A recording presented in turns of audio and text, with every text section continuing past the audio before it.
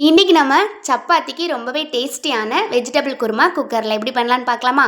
எண்ணெய் நல்லா சூடானதுக்கப்புறமா 2 கிராம்பு, கொஞ்சமாக பட்டை சேர்த்துக்கோங்க. 2 பெரிய சைஸ் வெங்காயம் நீள நீளமாக கட் பண்ணி போட்டுக்கலாம். கொஞ்சமாக இஞ்சி பூண்டு இடித்து போட்டுக்கோங்க.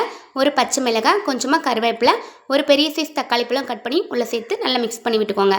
நான் இன்னைக்கு ஒரு உருளைக்கிழங்கு, ஒரு பீட்ரூட், 4-5 கேரட்டு, ஒரு 5-6 பீன்ஸ் சேர்த்துருக்கேன். உங்களுக்கு தேவையான காய்கறிகளை நீங்கள் சேர்த்துக்கோங்க.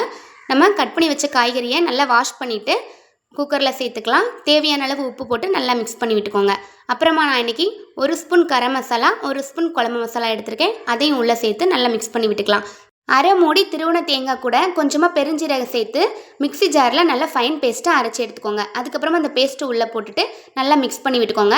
தண்ணி வந்து நான் இந்த குட்டி மிக்ஸி ஜாருக்கு 1.5 கப் எடுத்திருக்கேன். உங்களுக்கு தேவையான அளவு எடுத்துக்கோங்க. நான் ஊற்றிருக்க தண்ணிக்கு வந்து கரெக்டாக 4 பேர் தாராளமாக சாப்பிட்லாம்.